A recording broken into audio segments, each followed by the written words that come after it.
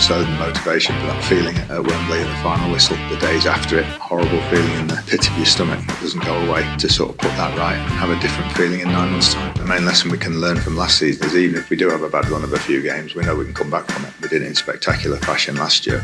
I hope if we do lose a few games, it's certainly not going to extend to the amount that it did during that September, October. There were, reasons for that, and we saw that once we got the players back, we were a different team. The heartbreak and hurt from last season will linger in our hearts and minds for a very long time. But with the new campaign kicking off on Saturday, Nigel Clough is right.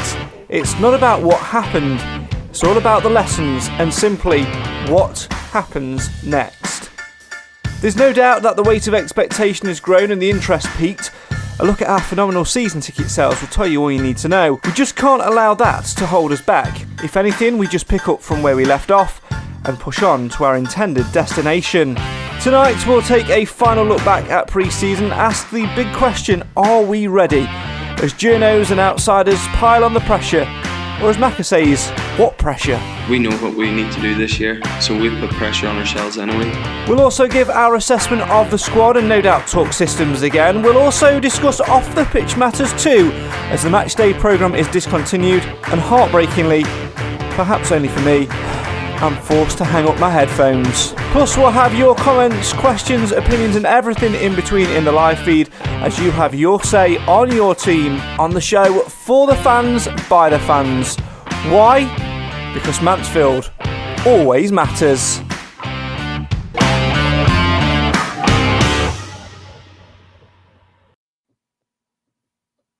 The new season is just around the corner and we cannot wait to get it started. Hello and welcome to the Mansfield Matters podcast, the show for the fans, by the fans. Series 6 of the podcast, episode 4, ready to go again. Desperately hoping that this is the season that we get out of League 2. As always, we welcome you to have your say on your team in the comments. Anything you want to say Mansfield Town related, get them in on the live feed and we'll try and read some of them out. We've got lots to talk about tonight. My name's Craig Priest. Let's find out who's joining me on this journey. Who's bothered to remember that we're doing a podcast tonight? Who's logged on to get involved? Let's find out by having a little browse around our Mansfield Matters podcast panel and say hello and good evening to the man, the myth, the legend, Mr. Alan Wilson. Good evening. Good evening, Craig, and good evening, everybody. The man who's over in Edwinstone, who had the pleasure of my company on Saturday at Oldham in what was an away following of about 10. It's Mr. Clive Parkin. Good evening. Hello, Craig. Good evening, everybody.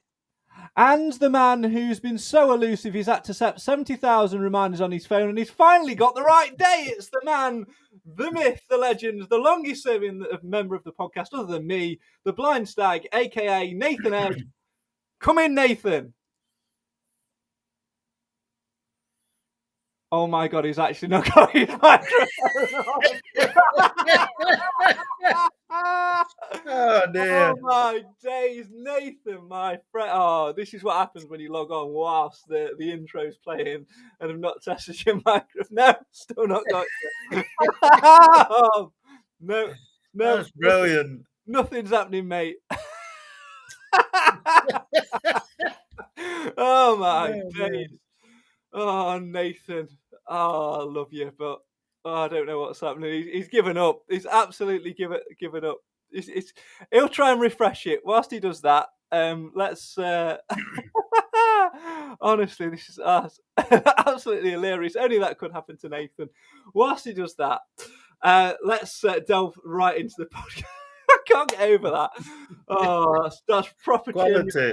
Proper cheer me up. Just goes to show how lackluster and unplanned this show is. Let's start by delving straight into the news. Well, we'll talk squad numbers later on, actually. Let's actually reflect on the final pre-season friendly at Oldham, Clive. We were, one of about 2 people that were there. So, yeah, how was it for you? A nice little day out. Yeah, I think you've underestimated with 2. I think there was 90-something there of Stags fans amongst a total crowd of just under 1,000. It was an empty stadium to all accounts, but it was good to watch them play. They put some good stuff together. I think Oldham are way behind in their preparation compared to us, so I don't I don't think the scoreline was reflective of where they would hope to be in 2 weeks' time. But we scored 3 good goals, and I did enjoy the day out. Yeah, we were saying, weren't we, on last week's podcast, Alan, about what we wanted from the friendly. And I think when Nigel Clough looks back at it, I don't know whether he'll be a little bit frustrated, because for me, at that stage of pre-season, you want a real test. And Oldham, like Clive said, were just not anywhere near it. They were playing about 5 or 6 trialists. They looked all over the shop. And, if I was an Oldham fan, I'd be very worried, actually. I'm going to say, because they went down, didn't they, last year? So they are going to struggle with the sound of it. But yeah, like you said, it would have been nice to have a better opposition. But at the end of the day, you can only beat what's in front of you, I suppose. So he got, what he needed to get out of it, i.e. positions. I gather Kellen Gordon was back. There was 1 or 2 back. So he was happy with it, with the sound of things. Yeah, it certainly was. Let us know your thoughts on the Oldham game in the comments if you wish to do so. Get involved and have your say on your team. Questions, comments, opinions, all of that good stuff. Get involved right now. Donna's kicked us off tonight. It says 3 more sleeps till our Christmas day. Absolutely, I'm sure we're all counting down for that away trip to Salford as well. Phil says, let's get no injuries like we got last year. I think we might already be past that stage, to be honest, Phil. Chris says, evening all, can't wait to get it started this weekend. EIEIO, up the Football League we go. And Phil says 2-1 to the Stags on Saturday. Yeah, obviously Saturday is the big one just around the corner, but we'll talk more about that later on, Clive. Let's focus on pre-season as a whole rounded thing. Phil said in the comments there, let's get no injuries like we got last year. And I think because of the short time frame in terms of last season ending, this season beginning, and the shortened pre-season, there are definitely a few knocks and niggles in there, which will give Nigel Clough a little bit of a headache going into that opening game against Salford on Saturday. Yeah, I actually overheard somebody discussing the injury situation, and they couldn't understand how modern players get injured so easily. And the hypothesis was that because they're so fit, their bodies are in such a high level of preparation, it doesn't take much for them to twang something. Well, maybe they should slow them down a bit then, because they are just a little bit brittle in my world. But maybe we're being overcautious. Maybe that's the modern way in football. I don't know. In my day, you didn't come off the pitch unless your leg fell off. But we have a squad to cover those things. I mean, the 5 matches we played in pre-season, I think, were generally speaking quite comfortable. The biggest challenge we had, of course, was the draw against Rotherham. I thought that proved more than anything that we can compete. And I've not seen any of our players have a bad game, which is reassuring. That's very, very true. Talking of things falling off and people having bad games, dare I press this button and let him in, Alan? Because if we ask him a question, we can't hear him. We're going to have to ban him from the podcast. Shall I let him in, or shall we just let him? I think we ought to try him. Calling Nathan Edge. He's taking the mickey. He is. And I can see the smirk on his face. Yeah. Speak. Oh, he's not. No, he's not. Oh, man. Oh, dear, Nathan. Oh, Nathan. Do you know what? Stay on camera, Nathan. What I'm going to do, get your phone, get your old mobile blower out. I'm going to ring you. Because this is hilarious. As I plug everything in, Alan. Yes. Squad numbers. Have you seen the squad? Have you seen the squad numbers? No, I saw a bit on the media take on the iFollow, because that's just updated on my phone. And I've noticed that Lapsley looked as if it was 25. It was 32. It was 32. But yeah, but the formal squad announcement has him as 32. Oh, is Hiram 14 or 44? 44. Yeah, well, they'd got different shirts on yesterday then, It's very much as you'd expect, Alan. The squad numbers make absolute sense based on the players we had and the numbers they carried last season. Yeah. He's answering. Right, I'll let you carry on, Nate. Hey, we've got sound. Hello. Can you not hear me through the normal thing anyway? Nope. Even though I've ripped the microphone out? Nope. Okay, fair enough. Did you So plug your microphone into the microwave or something? Yes, I know. No, I didn't. Oh dear. I plugged it in. Honestly. So anyway, what I was saying, I was happy to be back, but I've changed my mind now. Series 6, nothing changes.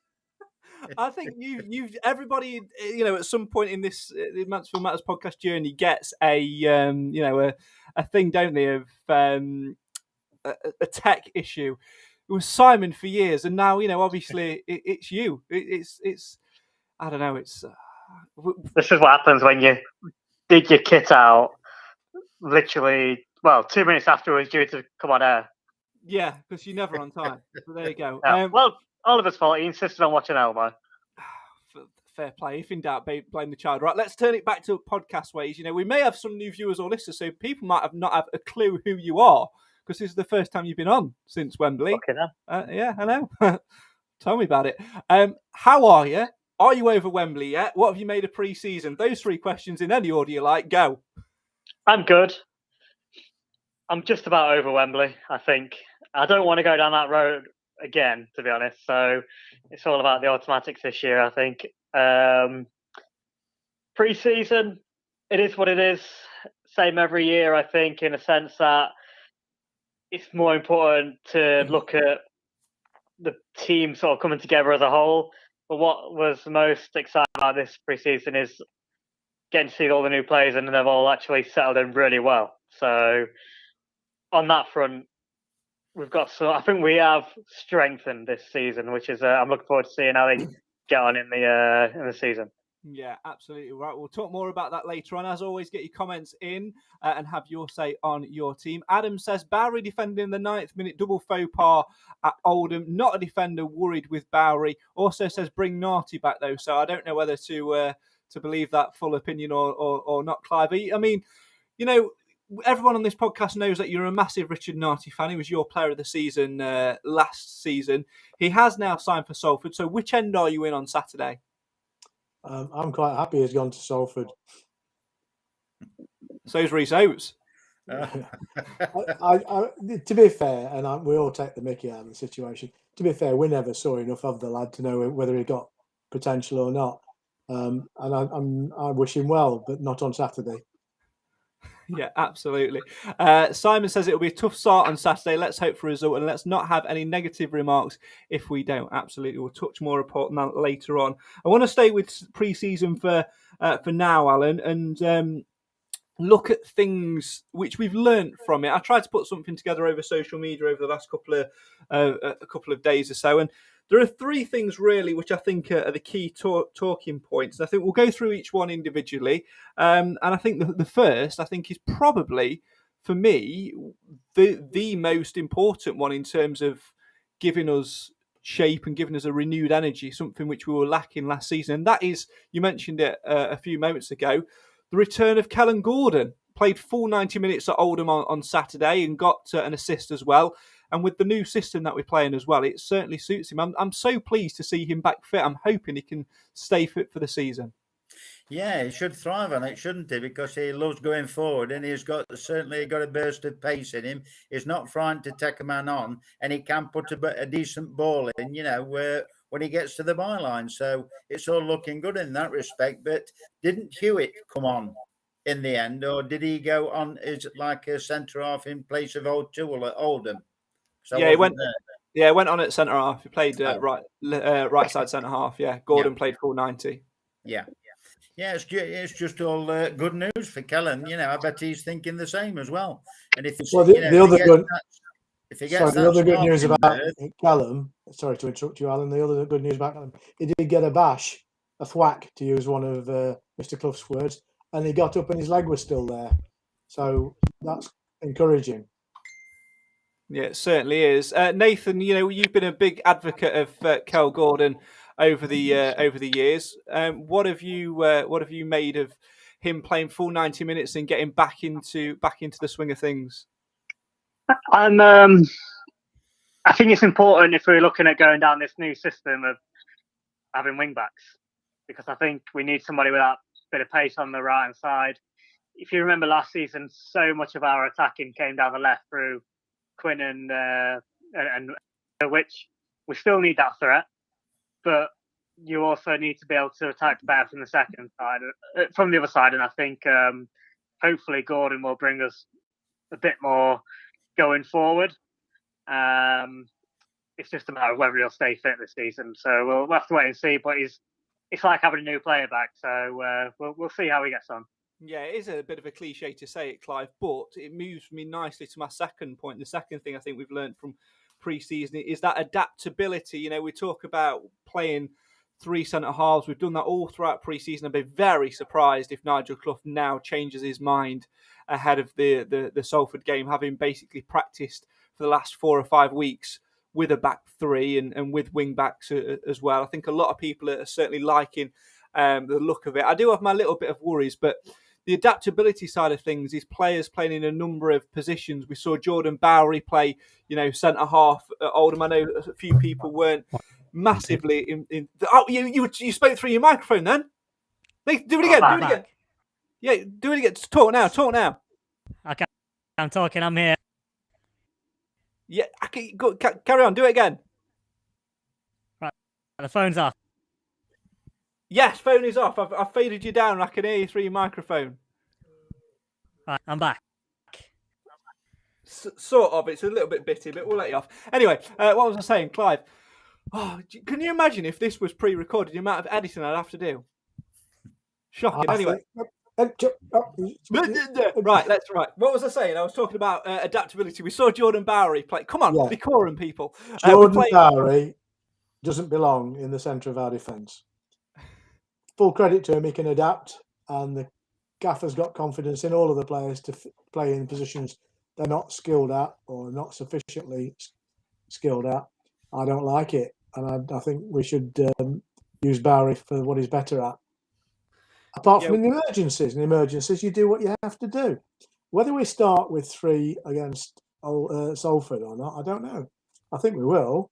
And I don't think he'll be frightened of moving to a back 4 if the circumstances demand it, mid-game or ahead of a different set of opposition. We'll have to wait and see. Clough tends to be his own man, as we all know. Go on, I heard something then. Can I start being controversial? Or is it too early? You can, but we can hardly hear you. You keep dropping in and out. I don't know what you've done. Right. Go on. Try again.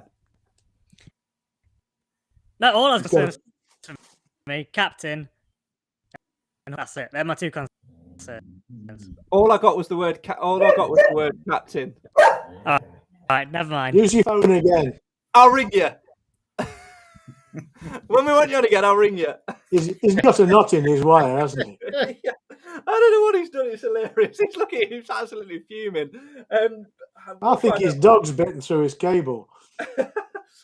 Something has definitely happened, which I find hilarious. But I think my point about adaptability, Alan, was not about players playing there on a regular basis, but like sort of Clive alluded to, being able to fit in there when times are up against us, which it could likely be on Saturday against Salford.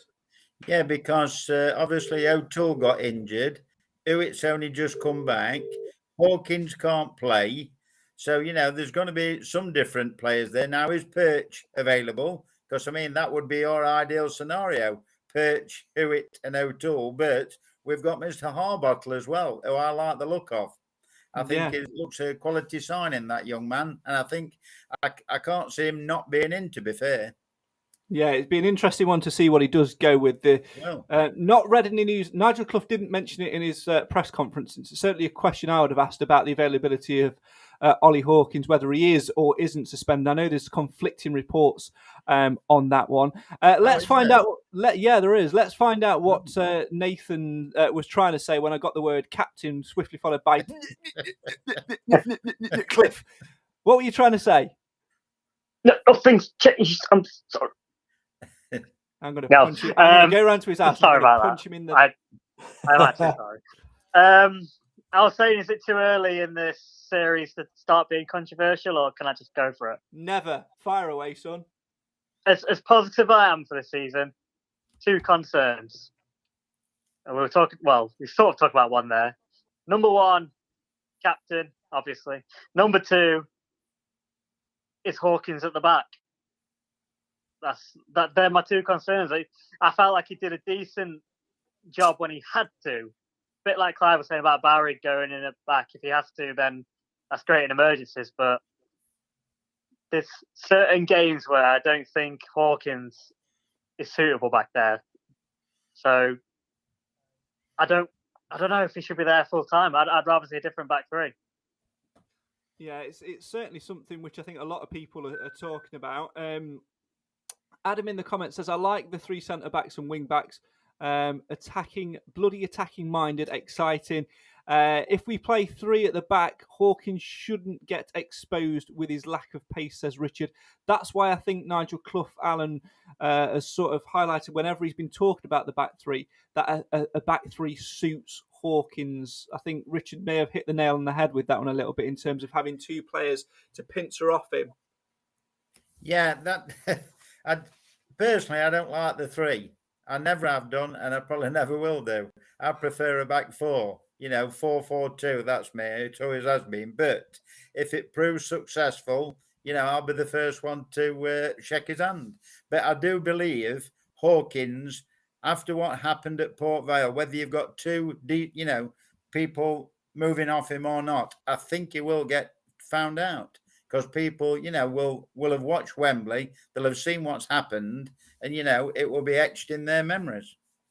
Richard in the comments, Clive says, Gordon and Barry are my first choice wing-backs. I'd like to see Swan and Oates up front. Let's deal with the wing-backs there. I think Barry's very, very adaptable. He certainly does suit a wing-back role in terms of getting forward.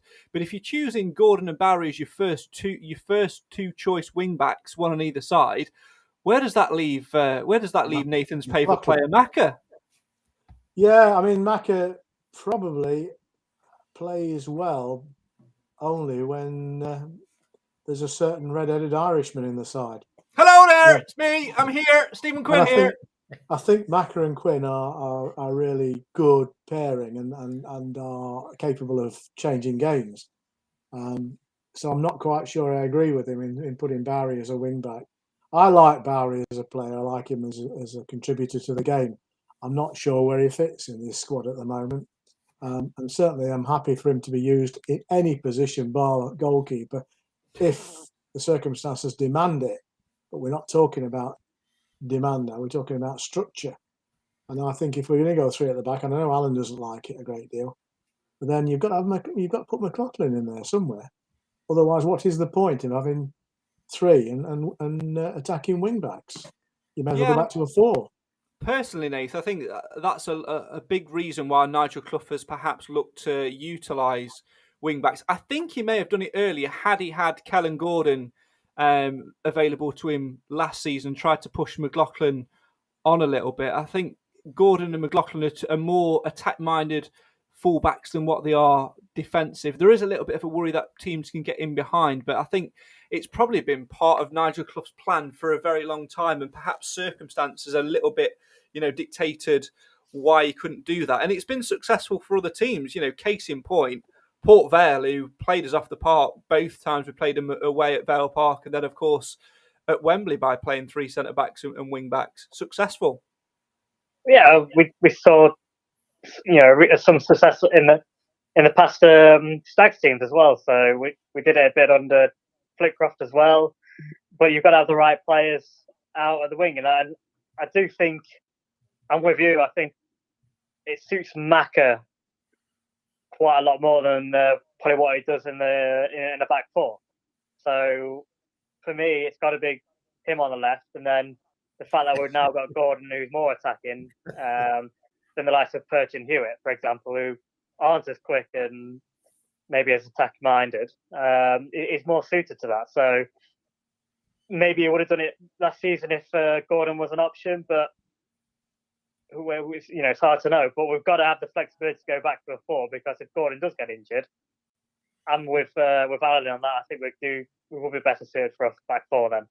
I do wonder what it'd take in terms of Ollie Clark to U-turn around to get Nathan's full blessing like McLaughlin has, because it's been quite a turnaround over the last 18 months. Incredible. Simon says, keep Hawkins up front, a big target man for the wing-backs, and Oates could feed off him. He's too slow at the back and got a load of bookings by pulling players back in defence. Yeah, not to mention dragging Mr. O'Toole into the occasional bit of bother. Alan Newport away. Callum says, got to be Gordon and Macca for me, wing backs. I hope we can fit Hewitt in there as well. Most improved player by a country mile. Wow, Craig, can't work out if that Irish accent is worse than the Scottish one. Don't know what you're talking about. Don't know what you're talking about, to be honest. I'm going to move on to the third part of the things that we've learned in pre-season. The first was getting Kellen Gordon back. The second was the adaptability. The third one, Alan, is quality new additions. You see so often in a summer when a season's finished and a team falls short, that managers and clubs and directors of football get the checkbook out, bring in player after player, wield the axe, make mass changes. Nigel Clough hasn't done that. He's stuck with a nucleus of squad and he's added to it with real quality. And every single one of the 5 that he's brought in, 3 outfield and 2 goalkeepers, absolute quality. And you know what? I think that fills me with real joy. I still think we could benefit from one more and perhaps one more out as well. But I think the 5 which we've brought in have been calculated, considered, and the perfect bits of the jigsaw to complete it. Normally, to be fair, out of about 5 signings, you'd be lucky if you got 2 that stand out and the other 3 possibly mediocre. But I'd agree with you there. Hiram Boateng, absolute quality. Pim, absolute quality. And the 2 Forest lads, exactly the same. Flinders can be called upon when needed. I think Pim will definitely get the number 1 shirt. He has. Flinders, when he's called upon, he'll do a fantastic job. And Alan, Flinders is 13, Alan. Yeah, okay, Clough. I haven't seen the squad numbers. So I'm going to dig them out. I'm going to dig them out for you, mate. Just so you. Yeah, I mean, if anyone needs to know the squad numbers, yeah, probably you, Alan. Yeah, it's quite an important part of quite important part of your thing, isn't it? I guess. Mind you, 54. 50. Is that what you'd go for if you had to pick a? If you Well, had if to I had pick to pick a number, it'd be 10, definitely. you'd have to fight Nathan for it, though, wouldn't you? You'd have to fight There's Nathan nobody for it. using 5, Alan. Have that one. That's it. Right, here we go then. So, Christy Pym is number 1. Gordon 2, waiting for him to spin round on the old GIF. Macca 3. Should do this in some voiceover, shouldn't I? Elliot Hewitt in 4. No number 5. Harbottle is 6. 7 is Lucas Aikins, so a change from 34 for him. 8 is Nathan's favourite player, Ollie Clark. 9 is Jordan Bowery, best centre-back we've got. Number 10 again is George Maris.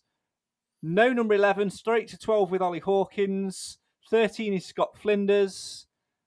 14 is James Perch. Glad to see him keep that. Favourite player, favourite number. 15 is Jason Law, so a change for him as well. 16 is Stephen Quinn. Hello there! 17 is Kieran Wallace. Change for him as well.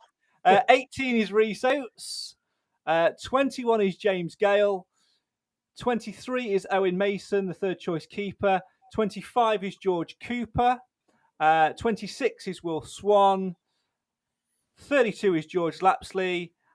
35 John Joe O'Toole. And 44 is Hiram Boateng. So there you go, Alan. You've learned the squad numbers. Thank you very much, Craig. Thank you for your input, Clive. All right. We got there eventually. We need to look after you because when you're doing those announcements of exchanges, you've got to get the numbers right. Yeah, exactly. Exchanging, yeah. Don't want you to get tripped up with people from last season as well. We don't want you to go coming off is number 7 Harry Charlesley, and it's not. So there you go. No, I don't think there'll be any problems there, my friend. Yeah, me neither. We'd sort of hope not. Let's move on to a question posed by. Did you hear the phone go down? Yeah, I heard something go bleed. Nathan put the phone down on me. I'll ring him back. It's all right. It's going well for him. We will get through this show. Adam says in the comments, who would you move out or think? Hello. Sorry, we can't take your call right now. Please leave a message and we'll get back to you as soon as possible. Nathan, you want a white flag? Nathan, has your phone battery died by any chance? Ah, there we go. Just tell Nathan we can see right Bye, up his Nathan. shorts. Nathan, oh, Bless I don't him. know Change It your was great settings. to have you, though, Nathan. Go on, log out of Restream, change your settings to the inbuilt microphone on your laptop, and then log back in. Missed you. Log out and log back in when you've done it. Oh dear. All right, that's Quality. do you know what? I wish now I did what I used to do in season 1, 2, and 3, where I named the episodes after. So I would definitely call it after something about Nathan. Because you could have come up with a really good name, couldn't you? There we go. So let's answer Adam's question. Talking about who would you move out or think has the interest from another club. So Nigel Clough has said that there could be possibly one going out. Has there's been interest from another club? Now, personally, I think that's a two-part question. Who would you move out? So we'll start with that one, Clive. I wouldn't move any of them out. I think we're going to need them. Unless we get some new players in. Some more new players. Alan, what about you? Obviously, would it depend similarly to if there was someone else to bring in? Yeah, and depending on what position as well, I would say. Because, I mean, Ollie Clark doesn't really... I mean, I don't want Ollie Clark to go, don't get me wrong, I'm not saying that. But he always seems to be the fall guy, you know, whether he's injured or whether he isn't. And Lapsley to a certain degree as well. But I'd like, same as Clive, I'd like them all to stop, depending on if, you know, anybody else comes in. I think Gale is probably the one that might go out on loan. He only said that, didn't he? Personally, I think Clough's comments, what he said, I think that was aside to the two youngsters going on. And I'm going to apologise. I thought that George Cooper had joined Kettering, but judging by Clough's comments, he hasn't. So he'll get a loan move elsewhere as well. But I think this is aside to a possible loan move. Is this going to be third time lucky? Hello, Nathan. 2 minutes. He's saying 2 minutes. He's trying to work something out. No, he's using his hand as an aerial. Isn't it marvellous? He can hear us and we can't hear him. I know. And he can't see us either. This is a nightmare for Nathan. You believe that, do you? Eh? At least he's kept us entertained, bless him. He has. So let's deal with the second part of that question now. Who do you think it might be? Alan, I'll start with you. Well, I think Ollie Clark. Yeah, I've got a funny feeling. Like I say, I don't want to see him go because I think he works really hard, and I was impressed with him when he came on the other time. And he also played well against Sheffield United. I watched that back on iFollow, and when he came on, you know, and I know it was a different position, but I thought he had a good, solid game. I agree with Alan. I think he's too good a player for us to give away too easily. But obviously, they need to balance the books. But and nobody wants to be sat on the bench more often than not, simply because we've got a wealth of midfielders. So it's possible, but I wouldn't want to see him go at this point. Personally, I think it will be similar. Let's try this. Oh, I could hear him move his headphone. Then that must mean there's some noise coming from Nathan Edge's house. Nathan, the question is, not is your microphone working? The question is, Nigel Clough has hinted that there could be one going out. Who would you like to see it be, and who do you think it could be? Number 8. Yes, it works! You won! Come on! Well done, Nathan. Sorry, Libby. Well, that was stressful. Oh dear, my friend. Nathan, your picture's gone off. Good. I don't even care. I can't see it anyway. Oh dear. Yeah, I'm guessing Ollie Clark is your answer for both, Nathan, which is pretty similar to what everyone else is saying, to be fair. Is it? Oh, I'm surprised. I thought I was the only one, but no, well, not to both. I think Ollie Clark is the one that I would choose to see leave. But do I think it would be him? No, it definitely won't. Because why would he be chosen as captain otherwise? Well, by virtue of the fact he was when Clough came in, I guess. That doesn't mean you can't change it. You know, it's a new season. I can understand him keeping him with it last year, maybe, with it being sort of first season, etc., all of that. But this season, there's for me no reason to do it just out of necessity. Yeah? You choose a leader for a reason, and for me, he's our weakest midfielder. So, but your captain needs to be on the pitch. So I don't know.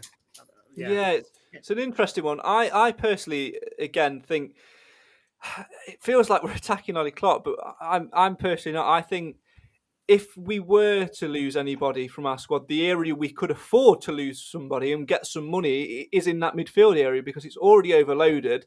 And if Nigel Clough wanted to bring somebody in, I think he'd had no hesitation in picking up the phone to Dylan McGeough and getting him into the club. And he already looked quite solid. So I think we've got a ready-made replacement there. I suppose it's all ifs and buts, isn't it? Who would I like for it to be? Well, I wouldn't necessarily like for it to be anyone. Who do I think it could be? One of three: Ollie Clark, George Lapsley, or George Maris. But who knows? It could be anybody, couldn't it? As Chris says in the comments, unfortunately in football, everyone is for sale for the right price. If anyone was sold, I'd hope we'd get top dollar for them at this stage of the proceedings, as a quality replacements could be at a premium. Absolutely right. Let's turn our attentions elsewhere and take a little bit of a brief break in the show. No audio this week. Decided maybe we're going to fall that by the wayside a little bit this season for reasons which you may have seen on social media early today. We'll talk more about that later on. But doesn't mean that Alan Wilson can't have his moment in the spotlight. Of course, on Saturday we are away at Salford City, and you can travel with the Stag Supporters Association, where you will see familiar faces in me and in Clive as well. Of course, there are 3 coaches going from the SSA on Saturday, and they are practically sold out at the moment. So there were a couple of seats left, but not too many. Patience very much appreciated, as many people will be renewing their memberships on Saturday, and it will be very, very busy indeed. So please remember that the SSA is a volunteer-led organisation. Just show that a little bit of patience as they get people ready to leave One Call Stadium. Not like there's a massive rush, because let's face it, there's sod all around Salford anyway. But if you do want to go, it's £15 if you're an amber or a junior member, £20 if you're a blue member, or £25 if you're a non-member. And to book your seat, you must have a pre-purchased valid match ticket, and the all-important number you need is 07967 689 597. And please bear with the SSA volunteers as they deal with a lot of bookings. Looking forward to that one on Saturday. Right, let's move on to our next topic of conversation. It'll be a brief one because then there's something more pressing that I want to talk about. It's something which, again, the media have skirted around asking Nigel Clough. He mentioned it himself, and I'm sure he would have liked to have a full-on discussion about this, Nathan. It's the introduction this season of a rule which was in during COVID times, which was the 5 substitutions. Personally, I think for us this season, having 5 substitutions available, I think could really, really impact us. And I think Nigel Clough has shown in the past he knows when to utilise that rule change to the max. Yeah, it depends. Because if we end up with the bad luck we had last year, which is at one point, I remember we couldn't even name a full bench, could we? So it all depends on injuries, etc. in the squad, as it will do for everyone else anyway. But if we can, especially if we can bring in another player and maybe not have to let anyone else go, again, that's more to choose from. And we've got James Gale, which, I mean, it's looking like he's going to go on loan, but if not, it's more opportunity for him to get on the pitch. George Cooper as well, again, looks like he might go on loan, but if he doesn't, and if he is around, maybe he'll get a chance. So it's just an opportunity for the clubs that have got more strength in depth, which I think we are pretty strong. The deeper we go, which is good. We've got that opportunity to try and change it a little bit. So it'll be an interesting season with the 5 subs. And last time we used it, Alan, it really did give the opportunity to those younger players. It's where we first started to see the likes of Tyrese Sinclair and Jason Law in particular come into their own and sort of shine. I think it could do a similar thing again, but also from a tactical point of view, when you get to the last 15 minutes or so and you can make 2 changes, imagine having, players on the bench who've got that pace itching to come on. The midfield's a prime example. Say, for example, you start with, Boateng, Quinn and Maris, for argument's sake. having the likes of Lapsley, Ollie Clark to come on and impact the game both at the same time with a bit of pace, a bit of power, and you know, it could be a real game changer. It's a perfect scenario, especially for Nigel, because it's something he's been harping on about ever since COVID, isn't it? He loved it then, and he'll love it even more now because, you know, 5 substitutions. But can't you do them at 3 separate times? Is that my understanding of it? Yeah, I'd have to delve properly if you bring into one on, then another one, and then if you do another one, all 3 have got to come on. That type of thing. I believe you can't do it in 5 separate instances. I No. believe in COVID times as well, it was at set periods in the game. I think you get 3 opportunities to make the 5 subs, but you can theoretically use all 5 at once. So if you know, if we were getting tanked at half time, we could effectively change 5 players at the break. But I guess it's the way you use it. I think you can actually do it 4 times. Sorry, Alan. I think you can actually do it 4 times because if you do them at half time, that doesn't count. I'm sure I've read that somewhere. So you 3 times in play, 4 times if you use 1 or 2 at half time as well. So I think that's the understanding of the new version of it.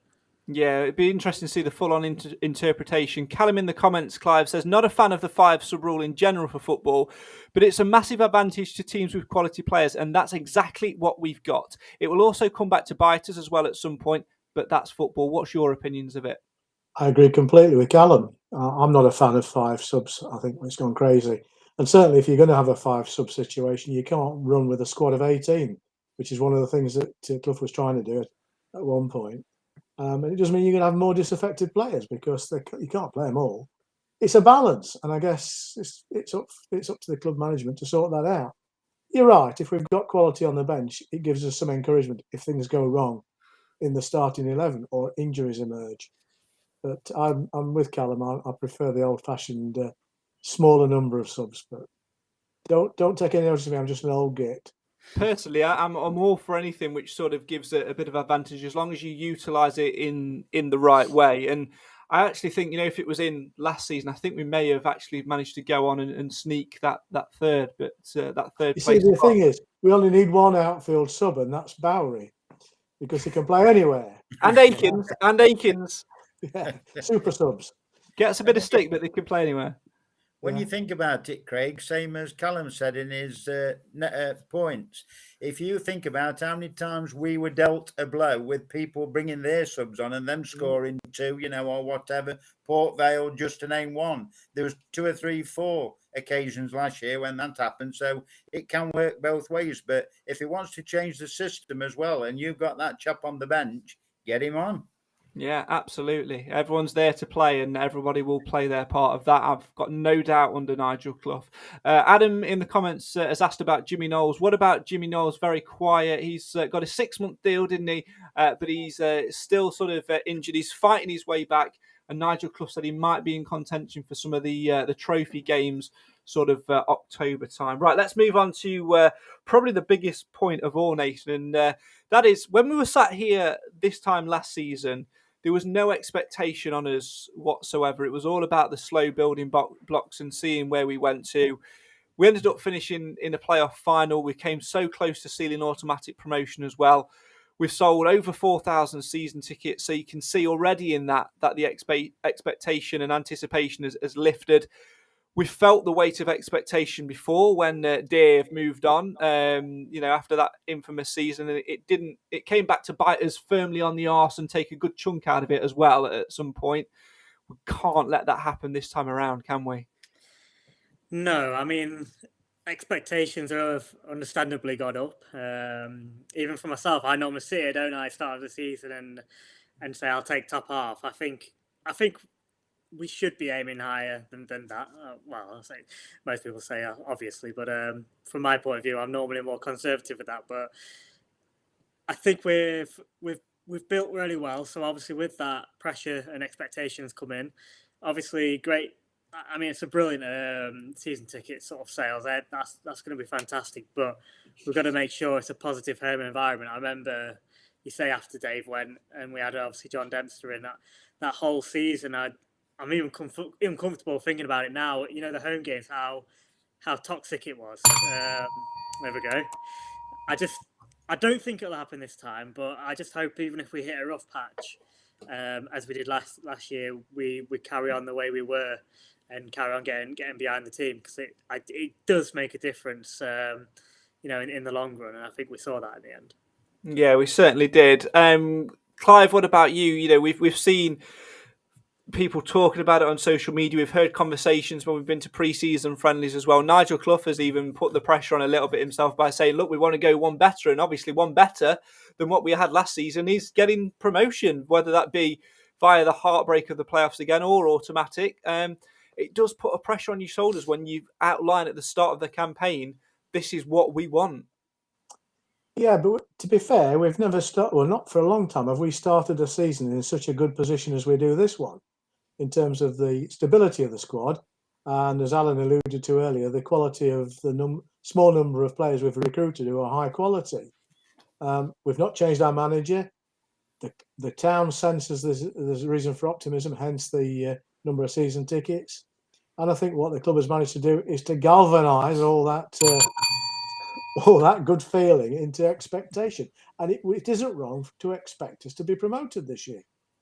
It's certainly an interesting point. I mean, I loved last season, Alan, by the virtue of the fact that there was no expectation on our shoulders and we could just sit back and enjoy. But for me, by putting that expectation on, here before a ball has even been kicked, I don't know, it's just going to make it a little bit itchy when things inevitably don't go our way, when we have those rough periods and things like that, especially when it comes to the business end of the campaign. I think it can be a bad thing sometimes. We've just got to manage it as a squad. But on the flip side of that, if any manager is capable of managing those expectations and keeping things grounded and going in the right direction, we've got the man in charge to do that in Clough.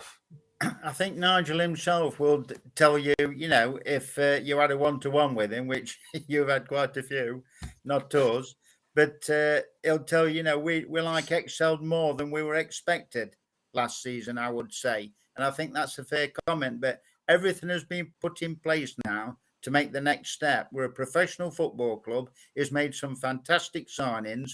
We're very, very, very close last year. And, it's just one more step. That's all it is. And I can't see why we shouldn't be positive and confident about doing it. I don't think it will put pressure on us. I mean, Mac has alluded to that with the pressure on himself. But, I think it's just one out of the squad saying that. I think everything's there, to set it up nicely. I think the other thing to remember is we had an incredibly good home record last year. So that gives you the platform. If we can maintain that level of home performance this year, then all we've got to do is tweak things a little bit, because we'd have been automatically promoted if we didn't give 2 goals away at Hartlepool last year, having taken a 2-goal lead. It's as tight as that. And we were that close to automatics, and in the end to come away with nothing is really disappointing. But I think where we are now this season is starting at a much higher level of competence than we did at the start of last season. So I've every reason to believe that expectation of promotion is not unrealistic. Talking of the word start, Nathan, we are starting again.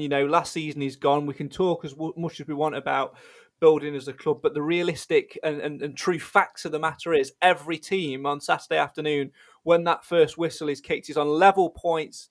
It's a brand new start for them all. Everyone can go up. Everyone can go down. How much importance do you place on getting that good start, good solid start? Because like we saw last season, if we'd have had a better start, this would be a League One podcast now. Yeah, I mean, we actually did have a pretty decent start. We won our first 2 games, should have won our third. And there were 2 very difficult games, let's not forget, as well, in Bristol Rovers and Newport. So you couldn't have got a better start than that. Then just the wheels fell off after that. So, and we've got a difficult start again. Salford are again going to be expected to be up there, as are we, going away for the first game of the season. There is going to be a tough one. But I'm with. I think it might have been Clive that said earlier. I think this, or Alan, this has genuinely has been the best sort of shape we've been in, shaping up to a new season. So I think we can go in it with a bit of confidence and a bit of point to prove because we did miss out last season. I don't think we'll have a hangover like we did last time. So we just got to enjoy it. But just alluding a minute ago when you're saying about expectations, the only thing I don't want to see, well, I really hope we won't get from supporters this season is, yes, we do have higher expectations, but if it comes to Christmas and we're not in the top 7, I hope it doesn't get to a stage where we're calling for the manager's head. I think we showed last season, even when you're massively out of it, we've still got enough, in us with the management and players to, you can still get in it. So I just hope we have a bit of patience as well with the expectation. Yeah, patience is very much a virtue. Callum says, agree with you, Craig, that expectation can be a blessing or a curse. Clough will know this. He's all about getting better and stepping up. That, for us, is this season promotion. All up to the players, and luckily we've got a lot of older, more experienced team who will also be a lot better with playing under that expectation. Yeah, absolutely. A few things to talk about in terms of off the pitch matters shortly to end the podcast on. So we're not just all about on the pitch, but seeing as we are talking about the season to come, it's a fair time to do Nathan's favourite game. We've not spoken about whether we're going to do podcast predictions this year. I think we probably should, and I'm sure I'm open to suggestions on rules. New rules. Yeah, we'll come to that in a minute. Pipe down. But we didn't do this last season. I think we should this season. We should do our season expectations. So I'm going to ask you for 4 things. Where the Stags will finish / what the outcome of the season will be, i.e. 3rd automatic promotion, 5th win the playoffs, etc., etc.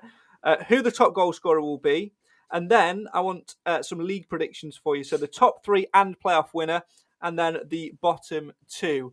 So, Alan, I'm going to start with you. Straight in. Oh, right. Well, I would say we'll finish 3rd. Automatic. Yeah. I would fancy Reese Oates to be the top scorer. Is a good price, by the way, at 28-1. Would you like to have a little bonus guess on how many goals? 23. Okay. Yeah. And so your top 3. So you've already got us in 3rd. Yeah. Who's champions? I would say 2nd place. I'm going to go crazy and say Stockport. A lot of people backing them, to be fair, yeah. Yeah. And top. Oh, now then. I'll go with Doncaster. Oh, okay.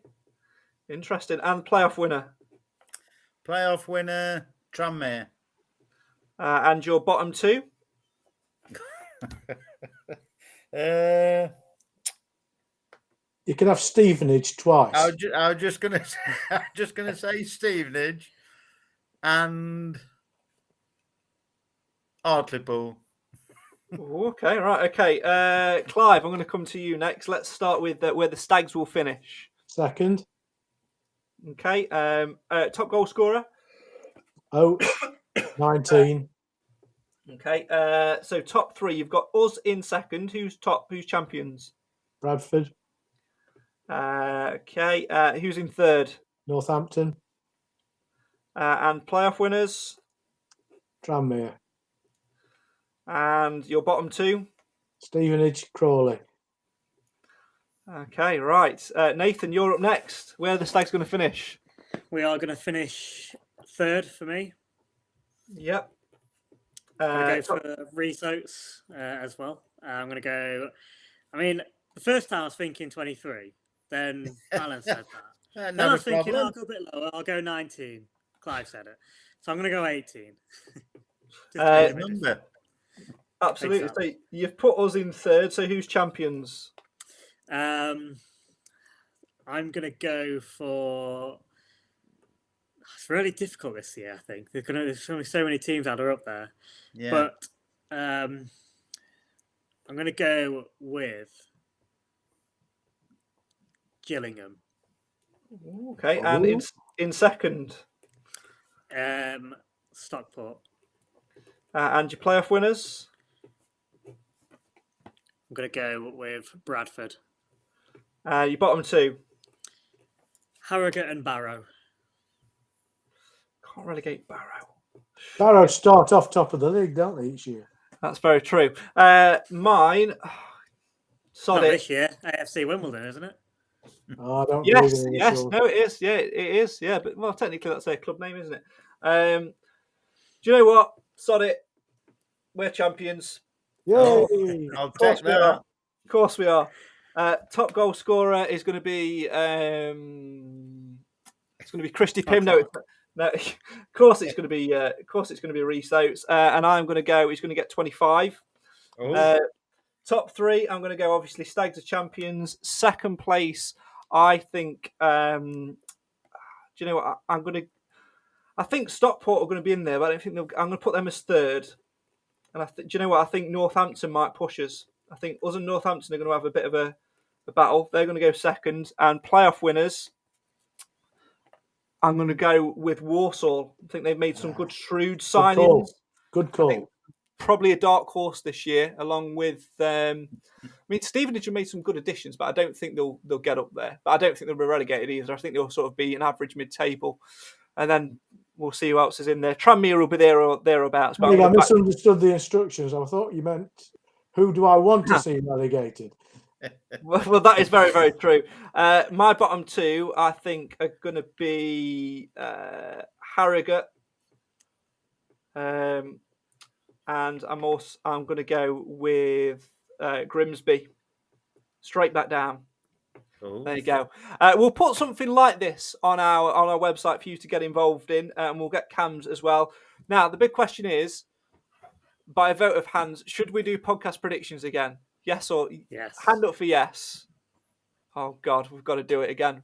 Right, come on, hit me with the rules. Let's define the rules. Now, I don't care whether we're on until midnight. Let's hammer these rules out. Come on. 1 point for getting the result. 3 points if the result is spot on. A point for every goal scorer. Is what we did last year, wasn't it? Yes. Yeah. And what was wrong with last year? You could load So up the goal scorers. So what we're saying Nice. is you get a point for every goal scorer, but if you list 8 goal scorers and 5 of them don't score, then you get -5. Because otherwise you do what Nathan did. He cheated. He just loaded up with 8 goal scorers. Give over. It was the You've other way got to around. change- If you're going to forecast a 2-1 win, you can't have more than 2 goal scorers. No, we Yeah, said that. yes. We put that as a rule. That was a rule. Yeah, So but that if you're wasn't going to the have problem. 5 goal scorers, you've got to predict at least a 5-goal scoreline. Yeah, that was the rule. Yes, Well- that's right. But what we were getting is a lot of people were going towards the end of the season going with high scorers. Let's say 6-0, because we could go and win 1-0. They get 1 point for the win result, but then the likely chance is they're going to get a goal scorer as well, so they're going to get another point. So it still needs to be minus 1 point for the goal scorers, basically. Should If you don't get it penalise right. cheating. Yeah. Look, Craig, I have every faith you'll get this sorted out. Don't you worry. Come You've on, heard what I'll I've had to help say. you out. We're leaving it with you now. I mean, the man with the sense is Alan Wilson. I think he's the man to go to define. If anyone's going to stick by a rule book, he's the man. He'll Well, put to music. I started halfway through the season anyway, so I just joined in and enjoyed the ride. But whatever rules you obey them, and that's it. It's as simple as that. If you're not going to obey them, don't go in it. Right, I'm saying spot on, 3 points. Correct result, 1 point. And do you know what? Sod the goal scorers. Chuck them out the window. Yeah. I knew that was coming. Because like this moron here in the bottom right hand corner of my screen, Nathan Edge, will every single week will be on at me because the maths will be wrong, and I'm not having it. Well, just do the 2 then, Craig, like you've said. Okay, The a calculator. goal, the All in favour. score, and the win or the result. And the attendance within 100, yeah? No, An extra point. That's not because difficult. then the away attendance is sometimes you don't even get it. All right, I'm we'll not just stick chasing- with a bloody score. The size of the crowd and we want their names and addresses as well. All right. So if you get it spot on, it's 3 points. If you get the correct result, it's but not the correct scoreline, it's 1 I'm point. surprised you've not wanted to throw a golden goal in here as well. Right, let's do that. That's much better. That's a Yeah. much better one. And a bonus point for how many last-minute winners I missed this season. Well, we know that's going to be about 9. I'm going to get 46 league games, and aren't you leaving next week? So anyway, Leaving? You said you were leaving the country, moving abroad. No, I didn't. You assumed I was leaving the country. We hoped. All right, yeah, fair play. Right, so we're going golden goal, yeah. Let's go golden goal, but not. So what's the rules on that then? If you get the golden goal, you get a point. But the chances are none of us will get the golden goal. I think you should get 2 points. It's very unlikely. Double points. Yes, double points. Because then it's really annoying if you've got everything wrong and you get the golden goal, you just get nothing. Yeah, it's quite frustrating, isn't it? I'll be fuming. Yeah, let's do it. Yeah, double nothing is nothing. Yeah, double points. So there we go. Well done, Clough. Result spot on is 3 points. Correct result is 1 point. Golden goal is double points. By the way, it's the golden goal as given by the FA. Yeah, the normal. I'm not having this. I'm not having any of this. 90 plus 4. That's 90. No, I'm not having any of that. It's the official. I know we don't have any leeway. So if it's 28th minute, will you allow 26 to be a winner or 29 to be a winner? No, because you're not so 29. You've got to get it spot on. You've got to get it spot on. Okay, listen, I'm only playing devil's advocate here. I know what you like falling out with each other. Exactly. So there we go. Spot on 3 points. Correct result 1 point. Golden goal, double your points. Nathan, you were the winner last year. Salford away. Go. 2-1 win. Golden goal. 14. Alan. 2-1 Mansfield. Golden goal. 82. What? So the first goal is going to be scored. And the 2-1 win is going to be scored in the 82nd minute. When you said Bloody goal, hell, that is one hell of a finish, that is, to a game. Nathan would miss 2 goals. Right. Sorry, 22. I do apologise. I thought it was normally first answered counts. Because this is the first game of the season, we were establishing the rules. I'm going to let that one slide. Yeah, I would. Clive, It made you laugh, though. Just a question: if someone predicts a 0-0 scoreline, do they still have to give you a golden goal? Obviously not. Okay, so they can't double the score there. All right, in that case, I'm going to go for 1-0. Well, they should. Stags, and I'm going to say 26. Okay, I'm going to go for a 3-1 win, and the golden goal will be scored in the 8th minute. Early start. 82. There we go. So there we go. We will put a link on our social media pages for you guys to play along. I take no responsibility for cocking the maths up. And if Nathan wins, I'm saying it now. If Nathan wins this series of podcast quiz predictions, we are never, ever, ever playing it again. Agreed? I look forward to my trophy. Craig, can I just say on behalf of the rest of the panel, because I'm sure they'll agree with me, those present and those not with us, I'm just so happy that you're now committed to doing it all season. Oh, I never said I was taking charge of it. No, doing the podcast. Oh, bloody hell, yeah. I've just realised what I've done. Yeah, so sorry. You've been snared. Jesus Christ! Right, last 2 things to talk about. I suppose we should talk about that one first, shouldn't we? Seeing as Clive's brought it up. So, for those that don't know, last season for the back half of last season anyway, for the majority of it, I was doing the commentary on Mansfield 103.2. I've known for some time, to be honest, that I wouldn't be doing it this season. I'm absolutely gutted. There are a couple of reasons for not doing it, and it ultimately boils down to 2 things. The first is cost of a license fee for the radio station to be able to broadcast, to get broadcast rights, etc. The other one is a deal with the club. If you follow me on social media, have a look at there. I've put a full thing on there about delving into it. But suffice to say, I'm absolutely gutted, and I was a little bit thinking about what to do with the podcast, because last year, it did have a big impact on it. We got 23,000 audio listeners last season, which was phenomenal. And I think a big part of that was being able to have access within the dressing room and do different bits and bobs through the radio station. So I did think about that as well. But a deal hasn't been agreed between club and radio station. And unfortunately, the costing of everything is just too much at this present stage for a commercial sponsor to commit to. I'm gutted, but there you go. So if I look a little bit pissed off on Saturday in the terraces, that's why. Right, second bit is the programme's being discontinued. What do you think? What do you make of it, Nath? It's a long old institution, the Stag. It was at one time an award-winning matchday programme, but it's been revealed over the last week or so that it is not being renewed for the new campaign. That is it. The Stag is dead. I can't read it anyway, so no. I mean, on a serious note, it's sad for those. There are a lot of people out there that do collect them, and it's just been a tradition, hasn't it, for a long, long time. So from that point of view, it's obviously a negative. However, on the flip side, they don't get purchased anywhere near as much as they used to. So you've got to look at it from a financial aspect as well. And we're not the only club that will be programmeless. There are other clubs out there. So, and I think it's becoming more common. So is it changing with the times? Costing? There's a lot of reasons behind it, but there's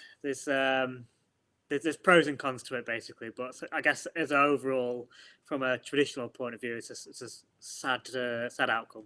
Personally, Clive, when I was going to football when I was younger, the one thing I always wanted to have was some form of memento for it, and a programme was it. I've got boxes and boxes of programmes under the desk and in the cupboards and everything behind me. I will miss it, but I can't help but feel it's been a long time coming, but I think they probably should have knocked it on the head last season, because last season's, it just wasn't good enough in terms of what it was and what you got, and the whole faff around it to try and find the bloody thing in the first place. Well, I gave up after about a month, and it's no reason. I think that's probably a big reason why it's died. I think it has some effect on it, but the reality is the writing has been on the wall for as part of 10 years, I guess, that the world's moved on. We are now much more digitally included into various forms of news, and we're part of that, of course. I'm not sure Matters is one of those areas that people can get club information, and there are other digital streams which the club put out, and of course there's all the other national websites and things that feed us with enormous amounts of data. So it doesn't serve the purpose it once did.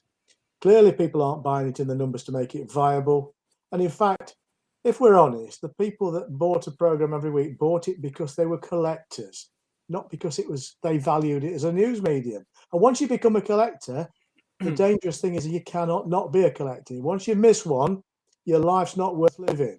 And you had that situation, Craig, where you would buy a programme and seal it up rather than risk it getting creased. And that's not about the news content. That's about it's part of your collection. And now that collection is in a box under your cupboard. We never go back to them. I had thousands of programmes at one time. And I suppose it appeals to part of my psyche to know they're there, but you never go back to them, apart from the odd big game programme, the Wembley appearances or whatever. And I had a good clear out. It was difficult to do because it's an emotional detachment to do it, but it was worthwhile. And I think the world's moved on. Reluctantly, we're going with it. I'd be very interested to see, something which the club are trying to now put more influence in, Alan, and that is towards, social media and more content and platforms such as this, which are a good medium for people to get it. It is a shame that nothing's available on Matchday, because there will be a certain segment of fan that likes to have that. But on the flip side of it, it's not just about having it. There's a lot of work which goes into it. I'm fortunate enough to have worked on the other side of it and contributed to it when it was the award-winning program, when I was doing work experience. Or, pretty much a full-time job to put the publication together. And then you've got the cost of print versus, the cost coupled with the cost of paying people to sell it or give them a commission to it. It's all about balancing the books. And it must have been a very, very difficult decision. But I guess it's one of those things. It's whether the club can, find now a different medium to spread their news and their sources. I like what they've done with the pre-season magazine. We mentioned it, didn't we, a little bit last year about potentially a a monthly magazine or something Well, along they those did a lines. pre-season mag last year, didn't they? And it was a hefty thing that people bought in reasonable numbers. What is it, a £5 this year? Yeah. I think that makes decent value when you compare the price of the programme, the match day programme, which is £2.50 for something that was very insignificant. It wasn't good enough. To be honest, I stopped wanting to buy it because it just wasn't. It wasn't the award-winning Yeah. programme it had been previous to COVID. For me as a younger person, it had nothing which I'd not already seen or read, because it was literally just a copywritten part of a Nigel Clough interview that was available 4 days before and stuff like that. The only little things you got in there which weren't readily available were the little things like my first, my last, my everything. Finding out what Jordan Barry's favourite biscuit was. Well, I managed to do that last season, so it's. But surely the media team at the club have got to have broader horizons now. They've got to say, we can't just do the little bits and nibbits that we do at the moment. We've got to say we have an understanding of media, we have the technology, we can use social media to a greater extent, and they ought to be running their own mini TV programming effectively. They ought to have available on the various platforms access to really interesting content. And As long as it's not a podcast. No, I'm not suggesting they should compete with other forms, No. but to complement. And I really, will be they ought to be fuming. looking at it from a commercial point of view as well. If it's done well and the content's good enough and it has frequent readership, you could be selling advertising packages to it as well. I'd happily work with them to do a podcast, but if they steal the idea and start a podcast, I will be fuming. 23,000 listeners last year, mainly because we brought Alan Wilson on board. What's your overarching feelings on the programme disappearing? And I mean, it's one last thing for you to talk about every week and be wrong when you say it's on sale at the kiosk, and it wasn't. Yeah, well, I did change that. If you noticed, halfway through the season, one of the staff members came up to me and said, "Can you tell me why you keep saying that?" I says, "I don't know, because it's on my script." And he says, "Well, we don't." So I stopped saying it. And it got to the stage last season, Alan, that if you got a programme, you could claim a prize. But as to recap on Craig's question, my first thoughts, I know it's digressing slightly, but I know nothing stays the same now. I felt like that when Matt Green left. I was devastated. So I know I moved on. Nothing stays the same. Alan, he left twice. We'll Which one was the most painful? Probably the first one. The first one. The first time he left. Yeah. The first time I left, yeah. Oh. Well, I know I left twice. I'm quite well aware of that fact. Otherwise, he'd still be there, wouldn't he? Well, no, not really. Right. 23,000 listeners this got last season. 23,000. We'll be lucky if we get 23. We'll be lucky to get 25. We're having none of that this year. It's for a select audience this year. But yeah, nothing stays the same, Craig. It certainly doesn't. We wish them all the best, and it'd be interesting to see what does come from it and how things improve. I think there's a lot of scope to be had with digital media nowadays and the mediums in which they have. I mean, there's no dedicated Mansfield Town themed show on any radio station. BBC Nottingham do Sports Scene where they, or whatever it's called, in the game, isn't it? Which is excellent, by the way, which includes a little bit of snippets to Mansfield Town, but there's no dedicated show. This certainly isn't on 103 because there's no coverage this season. There would have been, I'm going to add that in, there would have been if we would have got that deal agreed, because this podcast would have been part of it, as well as some other shows which we'll plan as well. I want to emphasise that point because there'll be people that listen to this and say, "Oh, well, they're just not bothered. They've probably got the money, but they can't be asked to spend it or whatever." That is completely untrue. There's a big dedicated team, behind the scenes at 103 that have worked tirelessly to try and get a deal with a sponsor and the club as well to try and get the deal over the line. It just can't be done at this stage. Who knows what might happen in the next few weeks? I might win the lottery tonight and then I can buy the license, but who knows what might happen in the coming weeks. But at this point, there's no coverage, and that's my point. There's any no chance of a GoFundMe for Mansfield Matters to get a license? Maybe, who knows? But it's an interesting platform to do. Media has changed. We raised money for a drummer, didn't we? Well, Who knows?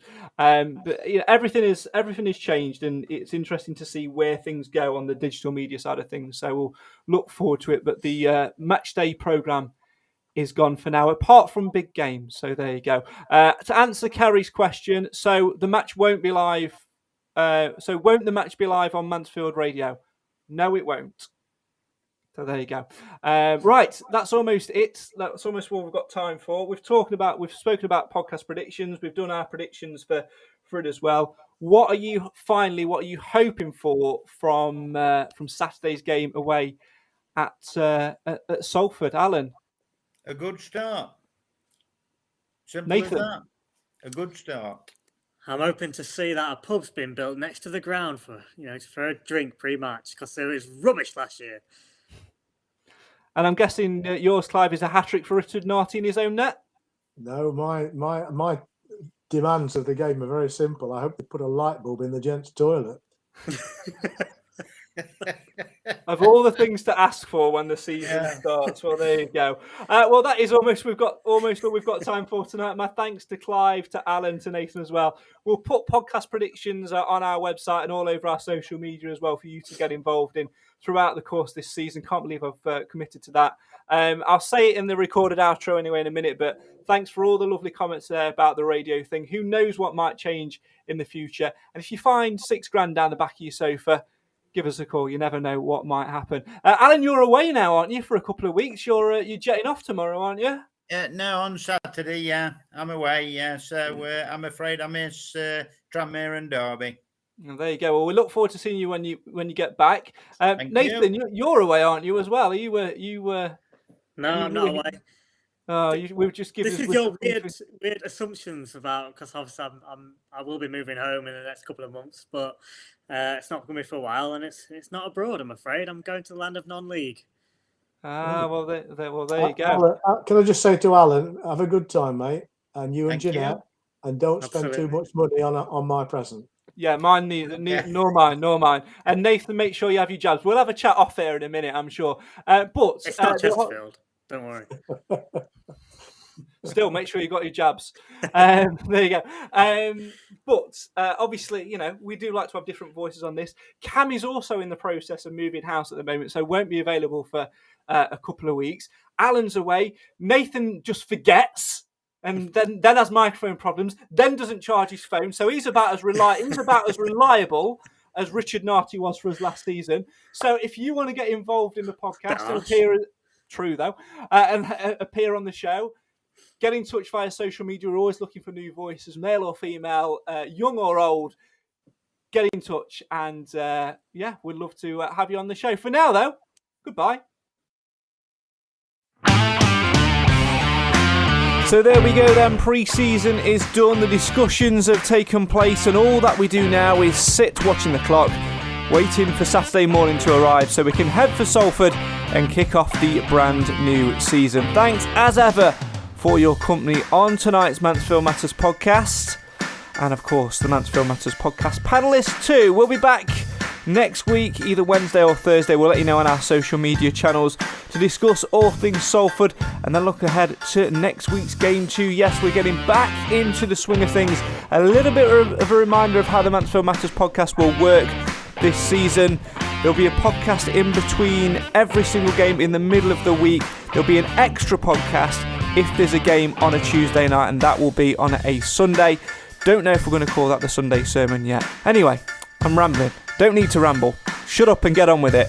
Also, thanks very much, I hope, for all your nice comments on the commentary situation. I'm actually recording this voiceover for the end of the show before I'm putting out the news, but I'm sure that you guys will have sent in nice comments. Well, if you haven't, then basically, you.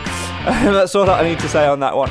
No, I'm sure they've been fantastic comments. Really enjoyed doing it. Absolutely heartbroken, like I said earlier in the show, to not be doing it next season. So if you do see me in the stands in the away end at Salford on Saturday and I look a bit miserable and generally annoyed, that's because in my heart I'm over the other side of the ground in the press box. But I am delighted to be there, and I will be cheering the Stags on, and I have my colours on as well.